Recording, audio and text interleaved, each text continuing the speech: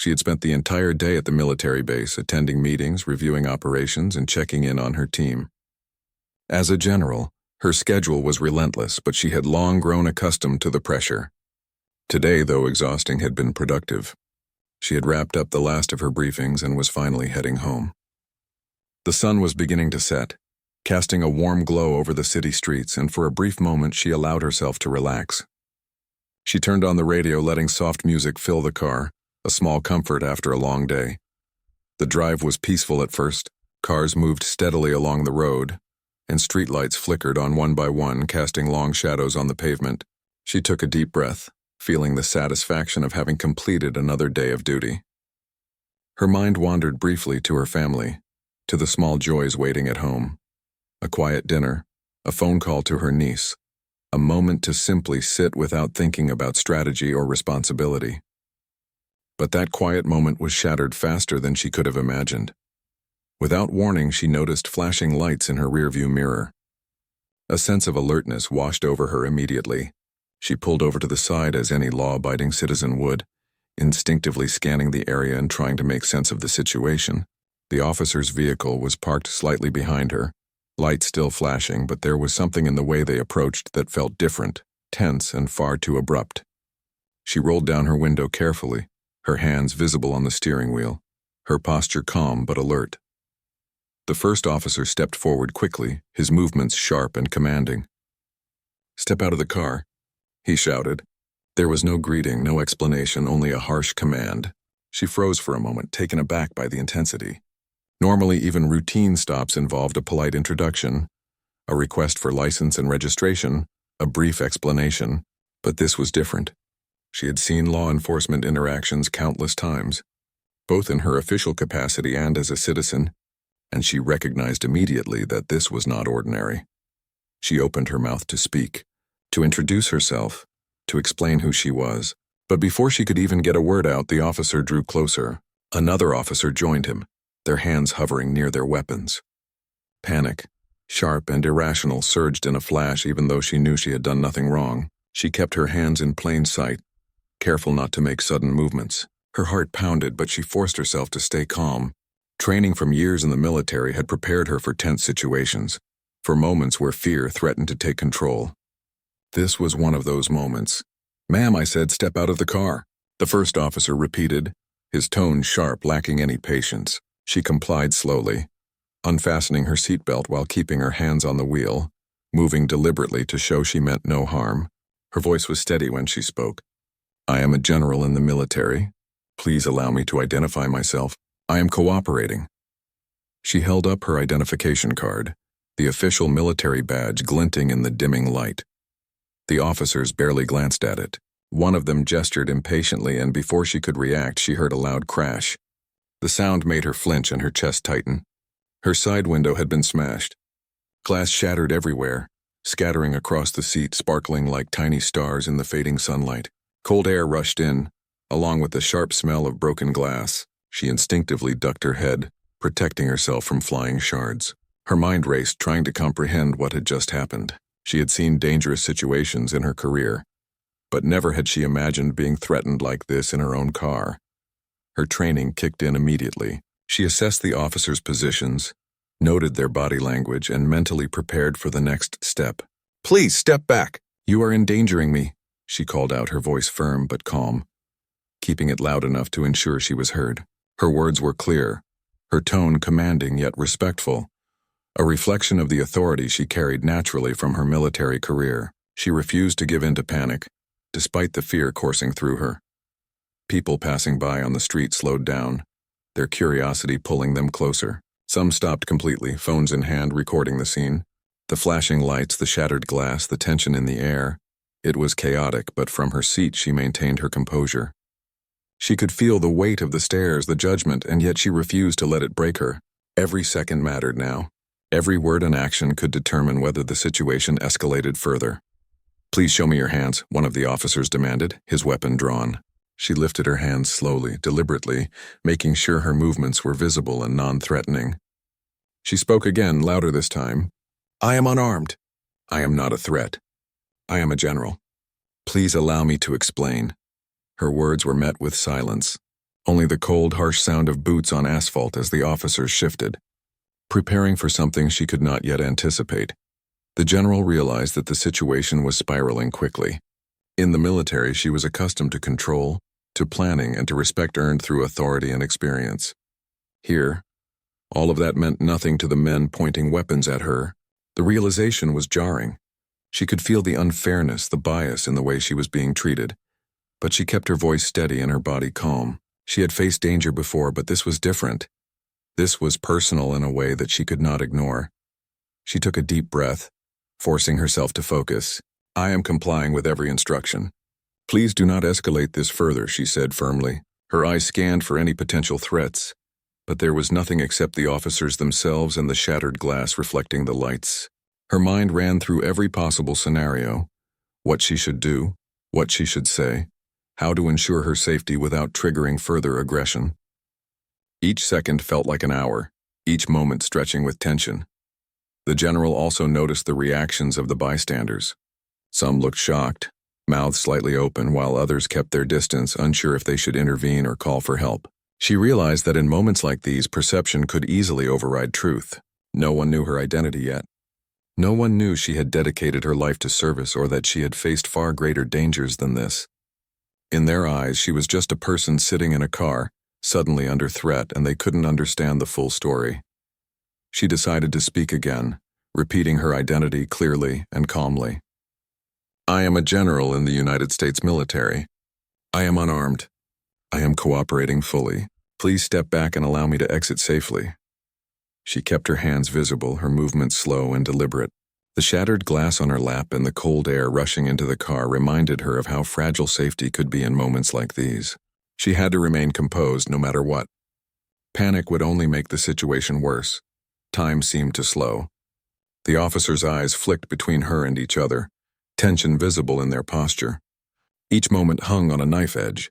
She knew that her career, her training, her life experience, all of it, was secondary to the split-second judgments being made by the men in front of her. She was facing not just the risk of harm, but the weight of assumptions and bias, the unspoken beliefs that could turn a routine encounter into something far more dangerous. Even as fear tried to creep in, she relied on the skills that had defined her life. She kept her voice even, her breathing controlled, her mind analyzing every movement and sound. She considered what she would do next, how to prevent further escalation, and how to maintain her dignity and safety in a situation where neither seemed guaranteed. As she spoke, she noticed one of the officers hesitate for the first time, a small shift that suggested a crack in their certainty. She knew that the next moments would be critical. Every word, every gesture, every choice she made could tip the balance between escalation and de-escalation. She stayed steady, her presence commanding, even as fear lingered in the edges of her mind. And then, almost imperceptibly, she realized that this was only the beginning. The world outside her car had suddenly become unpredictable and hostile, and yet she was determined to remain calm and assertive. The shattered glass on her lap, the officers' weapons trained on her, and the flashing lights all around were stark reminders of the fragility of safety and the importance of composure. She knew she had to navigate this with courage, clarity, and precision. She continued to speak, her words strong, clear, and unwavering, asserting her identity, her compliance, and her authority. Every syllable was carefully measured, every gesture deliberate. Her training, her experience, and her sense of duty guided her. She refused to let fear dictate her actions. She knew that one wrong move, one misjudged reaction, could turn a terrifying encounter into something catastrophic.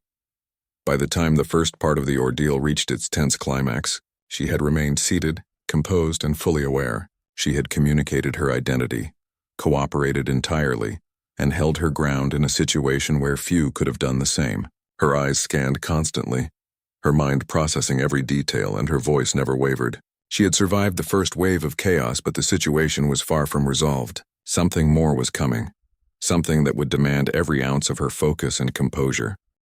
And as the sun dipped lower in the sky, casting long shadows across the street, she waited, knowing that the next moments would test not just her courage, but the assumptions, biases, and judgments of everyone involved. She remained calm, steady, and alert, ready for whatever would come next, fully aware that her actions could make the difference between safety and danger. The general sat in her car, still aware of the broken glass that glimmered like shards of light across her lap. Her hands were visible on the steering wheel, her mind sharp, calculating, and fully alert. The officers outside had paused for a moment, as if unsure of what to do next, but their weapons were still raised, their stance aggressive. She knew that any sudden movement could trigger an overreaction. Her military training had taught her to read body language, to sense hesitation, to anticipate the actions of others, and now every skill she had ever learned was needed in full force. Her voice broke the tense silence. "Please step back. I am unarmed. I am a general. I am cooperating fully. There is no reason for violence." She kept her tone calm but firm. She had spoken to hostile soldiers in conflict zones, diffused tense situations with negotiation and patience, and yet this felt strangely personal. She was being treated not as a trained officer or a respected professional, but as a threat because of how she looked. The unfairness hit her like a cold wind, but she refused to let it cloud her judgment. She noticed one of the officers glancing toward his partner, his eyes narrowing as if seeking confirmation. She could see the hesitation flicker, a tiny crack in their certainty. It gave her a small, quiet hope that reason could prevail, that her words and actions might de-escalate the tension. She focused on speaking clearly, giving precise instructions and maintaining eye contact, all while keeping her movements deliberate and non-threatening. Every second was a test of patience, every gesture a silent message that she was aware, alert, and fully cooperative. People on the street had started to gather, phones raised, recording the scene. Their faces were a mix of shock, curiosity, and fear. Some whispered to each other. Others stayed frozen, unsure if they should intervene or simply watch. The general realized that in moments like this, perception could easily replace reality. To the outside observer, it might seem she was resisting, that she posed some unknown threat. None of them could see the careful control she maintained, the way her mind raced with contingency plans, the way her body stayed calm even as her pulse raced. The officer closest to her car shifted again, his weapon still raised. "Step out now," he barked, his tone sharp, lacking any explanation. She complied slowly, inching toward the door while keeping her hands clearly visible. Every movement was measured, every action deliberate. She could feel the shards of glass brushing against her skin, a small, painful reminder of the sudden danger she had narrowly avoided. As she reached the door, she spoke again, projecting her voice so it could be heard over the tension in the air. "I am cooperating. I am unarmed. I am a general. Please do not escalate this further." Her words seemed to reach only partially. One officer moved closer, leaning slightly toward the car, and for a split second she could see the doubt in his eyes. It was fleeting, but it was there. She knew that this hesitation could be the difference between escalation and resolution. She focused on maintaining calm, using her voice, her presence, and her carefully measured actions to influence the situation. She understood instinctively that fear and aggression could easily spiral out of control, and she refused to let that happen. The shattered glass on the seat reflected the lights from the police cars, creating a chaotic kaleidoscope of color. Cold air rushed in through the broken window, biting at her skin and reminding her that she was exposed. She felt the vulnerability of the moment, the precarious balance between compliance and potential harm.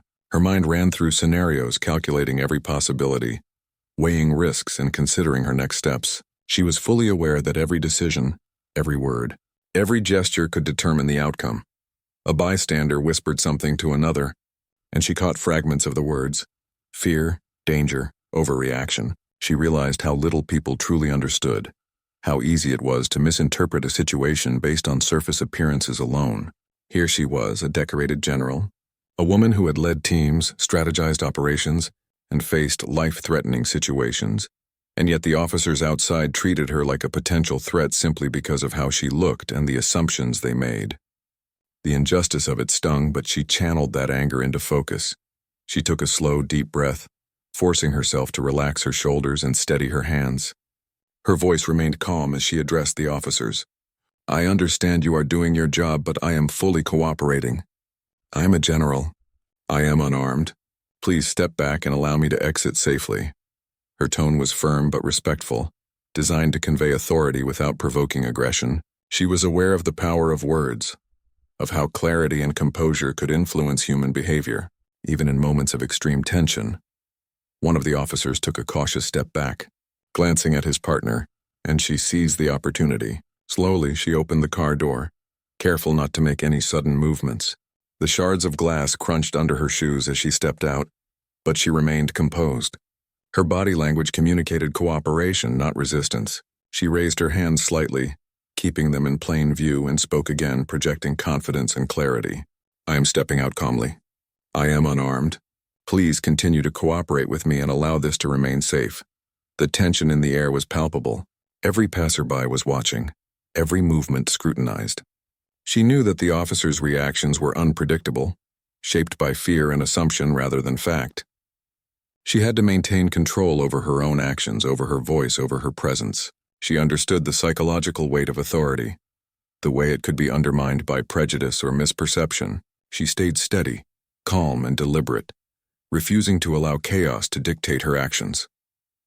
For a moment, the world seemed to pause. The officers outside were tense, unsure, hesitant, their weapons still raised but their stance slightly less aggressive. She remained a few steps away from the car, her hands visible, her body relaxed yet alert. She could feel the adrenaline coursing through her veins, but she let it fuel focus instead of panic. Her mind ran through contingency plans, imagining every possible outcome and preparing herself for each one. She knew that patience, clarity, and calmness were her strongest allies in this moment. She continued speaking, her voice steady, calm, and measured. I am fully cooperating. I am a general in the military. I am unarmed. Please allow this to remain safe. She emphasized each word carefully, aware that repetition could reinforce understanding. Her goal was simple: de-escalation, compliance, safety. She refused to let fear or bias dictate the direction of the encounter. She had faced fear many times in her career, but this was different. This was a confrontation where professionalism and calmness were her only shields. As she spoke, she noticed small changes in the officers' behavior. Their stance was slightly less rigid, their movement slower, their focus shifting between her and each other. She recognized this subtle change and reinforced it with her own calm presence. She continued to speak, to assert her identity, to maintain clarity and composure. Every moment was a battle of perception, and she was determined to win through patience and control. The bystanders continued to watch, some whispering, some silent, but all captivated by the unfolding scene. She knew that what was happening was more than a routine stop. It was a moment where fear, bias, and authority collided. She could see the importance of her own composure reflected in their faces.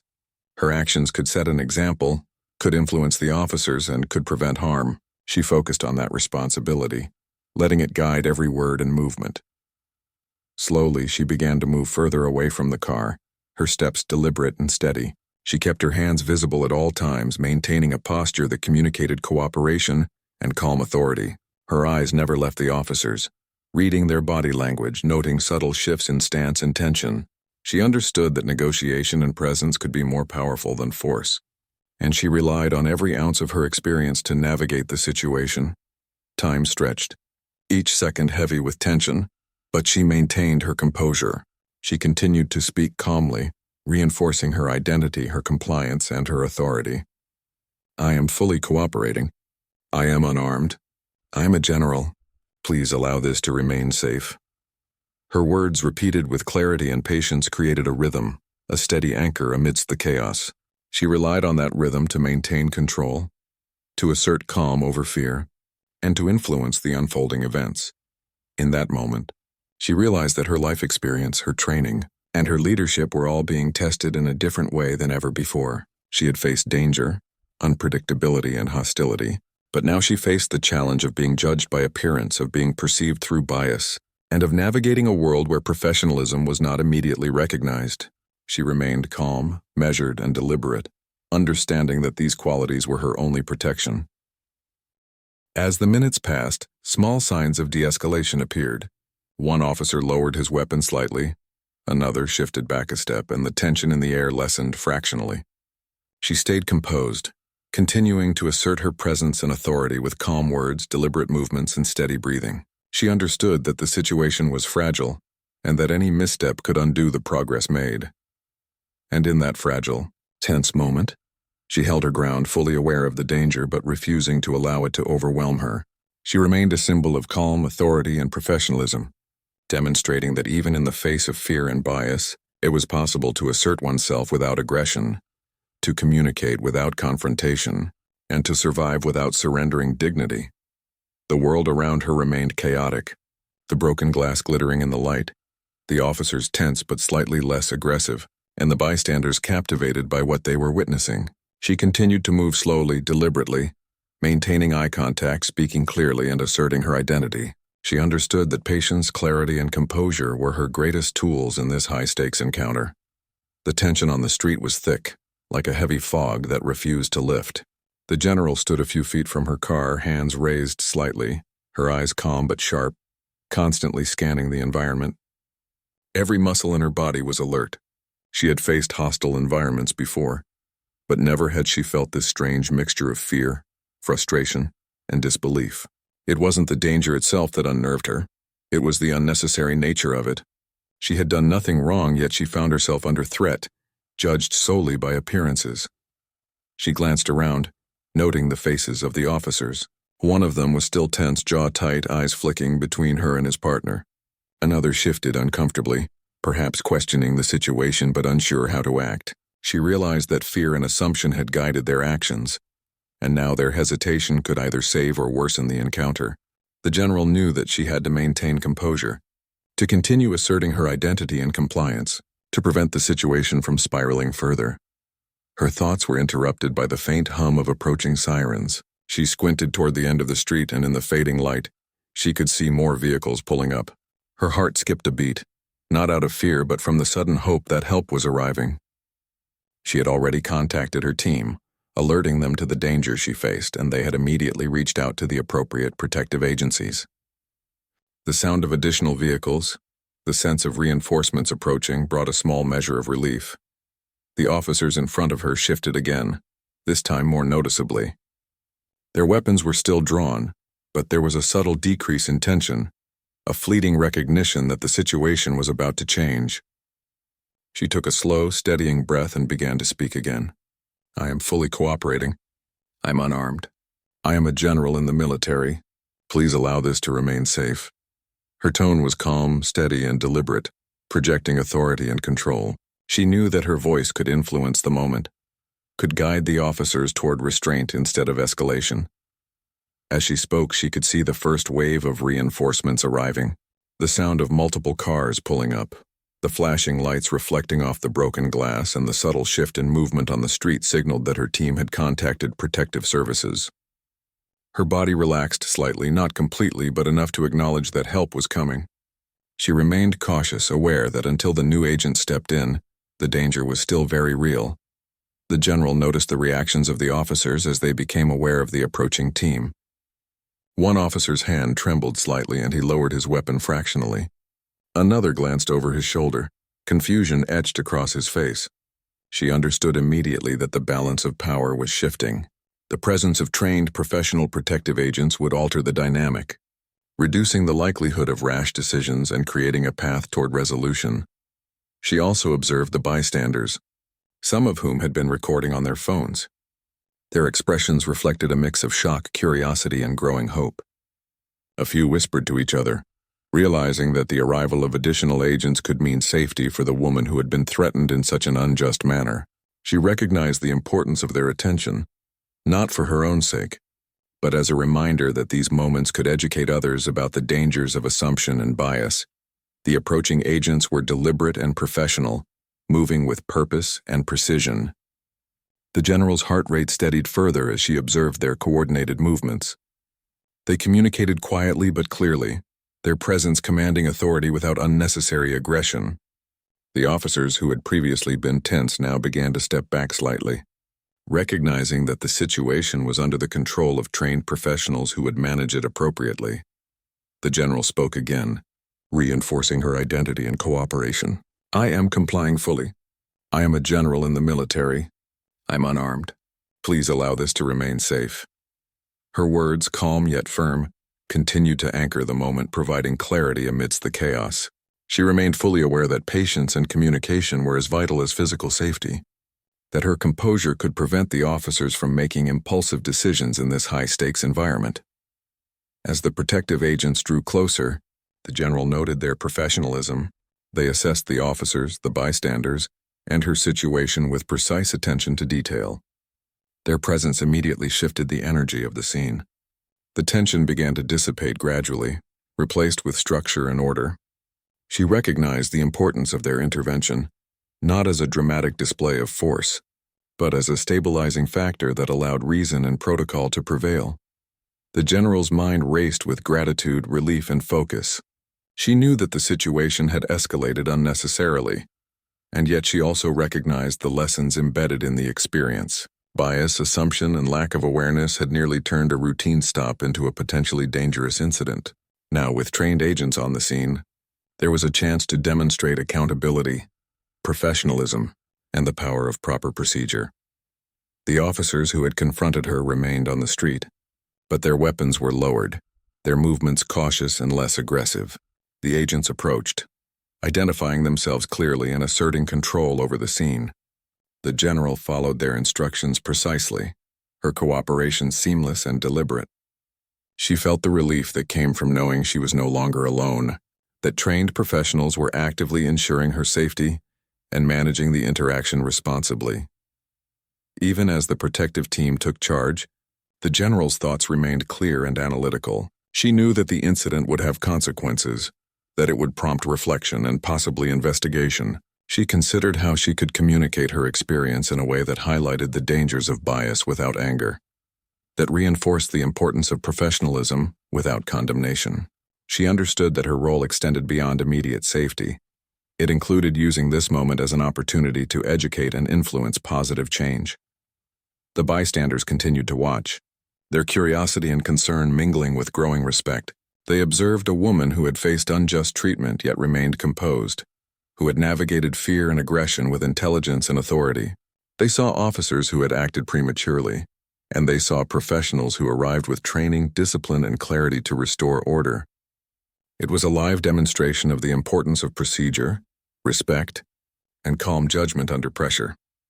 The general spoke quietly to the approaching agents, giving a brief explanation of what had occurred, her words precise and factual. She remained alert, noting every detail, aware that clear communication was vital to ensure no further misunderstandings.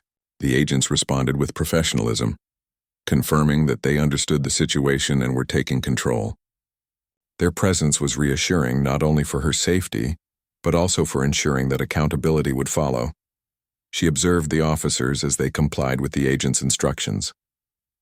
Their posture shifted again, reflecting the acknowledgement of authority and procedure. She remained composed, aware that this was a delicate moment that required continued calm and clarity. Any sign of frustration, aggression, or haste could undo the progress made by the arrival of the professional team. She focused on maintaining control over her own actions, knowing that her calm presence could influence the overall outcome.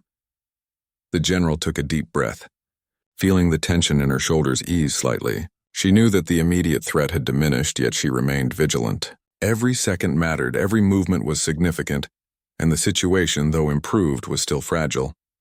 She continued to communicate with calm authority, reinforcing her identity and compliance, and ensuring that the officers and bystanders alike understood the seriousness of the moment.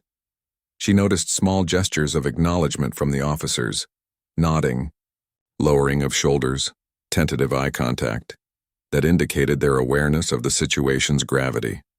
It was subtle but meaningful, a recognition that their assumptions had led them to escalate unnecessarily. She absorbed these signs silently, understanding that progress often comes in small increments rather than dramatic shifts. The agents positioned themselves strategically, ensuring that the general was protected while also managing the officers and bystanders. Their movements were precise, their communication clear, and their authority unmistakable. The general felt a renewed sense of safety, a confidence that the situation was now under competent control. She continued to maintain her calm demeanor, understanding that composure and clear communication were essential in reinforcing the structure the agents had established. As the minutes passed, she reflected briefly on the experience. She thought about the randomness of the encounter, the role of perception in human behavior, and the importance of patience and professionalism in moments of uncertainty. She realized that her own calm had been a tool of survival, a way to navigate a situation that could have escalated dangerously. She also recognized the value of trained intervention, of professionals who could arrive quickly and restore order without unnecessary aggression. The bystanders, still observing, began to whisper to each other with a sense of understanding. They were witnessing the contrast between fear-driven actions and disciplined intervention, between assumptions based on appearance and structured professionalism. The general realized that even in moments of personal danger, there was an opportunity to demonstrate lessons that others could absorb, lessons about fairness, patience, and responsibility. The general continued to move carefully under the agent's guidance, ensuring that every step, every gesture was deliberate and controlled. She maintained eye contact with the officers, speaking softly but firmly, emphasizing her cooperation and the need for safety. She felt the relief of being supported, but also a renewed determination to ensure that the incident was handled responsibly and that accountability would follow. By the time the immediate phase of intervention was complete, the general was fully surrounded by the professional agents. The officers, now clearly aware of the structure and authority in place, stepped back, their weapons lowered and their demeanor subdued. The bystanders had begun to disperse, some still watching quietly, some recording the moment for posterity. The general remained composed, aware that while the immediate threat had diminished, the impact of the encounter would linger. She took a moment to center herself, breathing slowly and letting her focus sharpen. She understood that the next steps would involve investigation, reflection, and communication. But for now, she allowed herself a brief acknowledgement of relief. She had navigated a moment of fear and uncertainty with composure, clarity, and professionalism. She had ensured her safety, asserted her identity, and maintained control over her actions in a situation where assumption and bias could have caused irreparable harm. And even as she stood there, surrounded by trained professionals, she knew that the lessons of this encounter would resonate far beyond the immediate moment. They would influence her approach to communication, her understanding of human behavior, and her commitment to ensuring that fairness and procedure guide interactions, even when appearances suggest otherwise. The street was tense, but a new energy began to fill the air. The general could see them before they reached her, a team of 6 Secret Service agents moving with purpose and precision. Each step was deliberate, each motion confident. They approached quickly but carefully, scanning the scene, assessing the officers, the bystanders, and her position. Even from a distance, their presence commanded respect. The moment their black vehicle stopped and their agent stepped out, it was clear that the dynamics of the situation were about to change. The general felt a subtle shift in her own body. Relief washed over her, but it was tempered by focus. She knew that while the agent's arrival was a turning point, the situation remained fragile. She could not relax fully, not until she was safely escorted and the officers who had confronted her understood the seriousness of their actions. She straightened her posture, lifted her chin slightly, and continued to keep her hands visible, signaling both cooperation and awareness. The officers who had confronted her initially were caught off guard by the speed and authority of the agents. One of them hesitated mid-step, eyes widening as he assessed the new presence. Another whispered to his partner, likely seeking guidance, but it was clear that their confidence had been shaken. The Secret Service agents did not shout or brandish weapons unnecessarily. They moved with control, with authority rooted in training and experience. The shift in energy was immediate. The tension that had gripped the street loosened ever so slightly. One agent stepped forward first, hands open and visible, speaking with calm authority. "Officers, please step back. The situation is under control." The words were firm yet measured, leaving no room for argument. The general felt her own heart slow slightly at the sound of reason taking hold. Her voice had kept the officers in check before, but now professionalism was asserting itself in a way that fear could not override. She maintained her composure, ready to follow instructions, knowing that this phase of the encounter required patience and clarity. She observed how the agents coordinated their approach, each covering a specific angle, each aware of the environment. Their movements were seamless, as if they had trained for this precise scenario 100 times over. The general knew the significance of this. It was not merely about physical safety, but about asserting order, de-escalating aggression, and ensuring that no one made impulsive decisions that could lead to harm.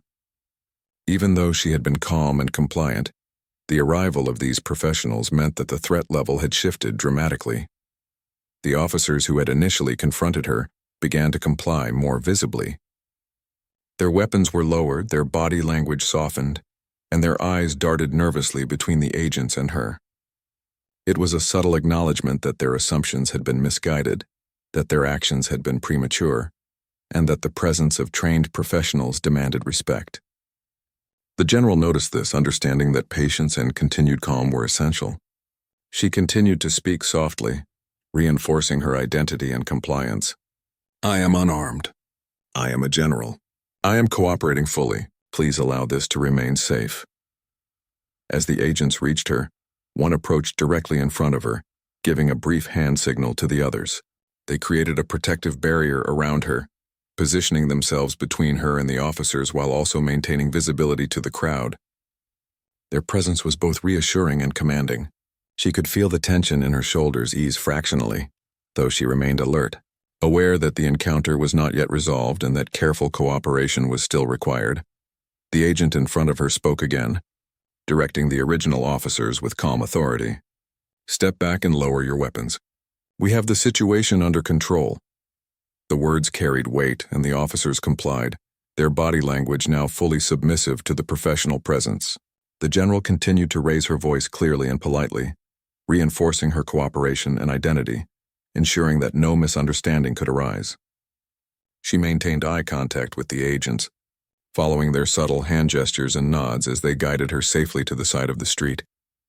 The crowd of bystanders shifted slightly as well, sensing the shift in the atmosphere. The agent's professionalism conveyed order, creating a visible separation between fear and control. Some bystanders whispered to each other, noting how a situation that had seemed dangerous and chaotic was now managed with precision and authority. For the general, this was a quiet moment of reassurance, a demonstration of how structure and training could restore balance in a situation dominated by fear and assumption. As she stepped further from her car under the guidance of the agents, the general kept her hands clearly visible and moved slowly, deliberately. She followed their directions carefully, understanding that this phase required full compliance while also remaining aware of her surroundings. The broken glass of her window crunched faintly underfoot, a reminder of how close the danger had been. She kept her voice calm, speaking clearly, providing instructions when necessary. "I am unarmed. I am cooperating fully. Please allow this to remain safe." The agents maintained their position strategically. 2 flanked her on either side, 2 covered the rear, and 2 maintained distance in front, monitoring the original officers in the crowd. It was a display of coordinated authority, a demonstration of how experience and training could prevent escalation and ensure safety. The general noted the efficiency of their movements, their ability to anticipate risks, and their calm, unwavering focus.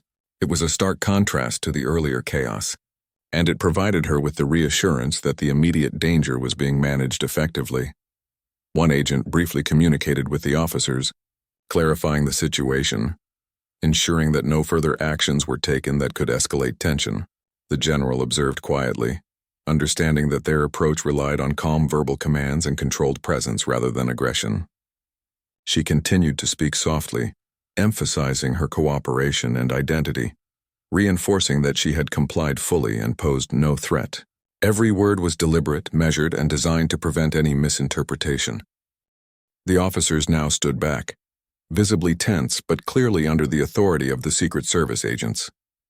The general could see the change in their posture, shoulders lowered, weapons holstered, eyes cautious. It was an acknowledgement of their earlier error, and of the need to defer to professional authority in moments of uncertainty.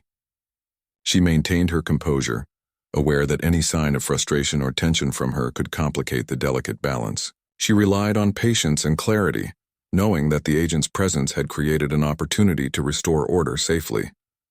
The general's attention shifted briefly to the bystanders. Some were recording, some were watching silently, and a few whispered to each other about the dramatic turn of events. She realized that this moment could serve as a lesson, not only about the importance of professional intervention, but also about the dangers of assumptions, bias, and fear-driven actions. She remained calm and composed, aware that her behavior in this phase would influence both the officers and the public perception of the event. As the agents guided her to a safe position on the sidewalk, one spoke quietly but firmly, giving instructions that were clear and precise. She followed each direction without hesitation, understanding that compliance now ensured safety. Her voice remained calm, reinforcing her cooperation and emphasizing her identity as a general. "I am unarmed. I am cooperating. Please continue to allow this to remain safe." The repetition of her words served as an anchor, maintaining clarity amidst the chaos and reinforcing the message for all involved. The general felt a subtle release of tension as she stood surrounded by the protective agents. While the situation had not fully concluded, the immediate threat had diminished significantly. The officers had lowered their weapons and taken a step back, recognizing the authority of the trained professionals. The bystanders were calmer, observing the careful coordination of the agents, and she herself felt a renewed sense of control. For the first time in what had felt like an endless encounter, she allowed herself to acknowledge relief, though cautiously. The agents continued to maintain situational awareness, scanning the environment and ensuring that no sudden movement could compromise safety. One agent remained directly in front of the general, maintaining communication with the other officers while others monitored the crowd and the surrounding area. The general stayed calm, her body posture steady, her voice measured. She understood that the presence of authority did not eliminate the need for personal vigilance, but it provided a structure that allowed her to navigate the situation without panic. As the minutes passed, the general continued to assert her identity and cooperation, speaking softly yet clearly, repeating her statements as necessary. The officers, now under the guidance of the agents, complied fully, their earlier aggression replaced by caution and deference. The crowd of bystanders began to disperse gradually, some still observing from a distance while others murmured quietly about the events they had witnessed. The general noted the significance of this moment, how quickly fear could transform into order when professional intervention arrived. She reflected silently on the experience so far. Her composure had kept her safe, her clear communication had prevented further escalation, and the arrival of the agents had stabilized the encounter. Yet she knew the impact would linger, both for herself and for those who had witnessed the incident. She understood that moments like these could serve as powerful reminders of the importance of professionalism, patience, and the dangers of assumptions based on appearances alone. The general remained alert, maintaining her calm stance and following the agent's guidance. Every movement was deliberate, every word measured. She had survived the initial chaos, navigated fear and aggression, and now stood protected under the authority of trained professionals. The contrast between the earlier tension and the current calm was stark, highlighting the effectiveness of experience, preparation, and composure in high-stakes situations. And in that moment, as she stood surrounded by the 6 agents, she allowed herself to recognize a quiet victory, a victory not of confrontation, but of patience, professionalism, and clear thinking. She had faced fear, bias, and aggression, yet emerged unharmed, maintaining dignity, authority, and control. The scene, once chaotic, was now orderly, a testament to the power of calm, deliberate action and trained intervention. The general stood on the sidewalk, surrounded by the 6 Secret Service agents who had stepped in just moments before, their presence providing a shield against the chaos that had gripped the street only minutes earlier. The officers who had initially pointed weapons at her and shattered her car window now kept a cautious distance, their expressions subdued. She could feel the adrenaline slowly leaving her body, replaced by a quiet, steady awareness. The danger had passed for now, but the weight of what had occurred lingered heavily in her mind. She took a slow, deliberate breath and let it out, feeling the tension leave her shoulders in small increments. She looked back at her car, glass fragments still glinting in the streetlights.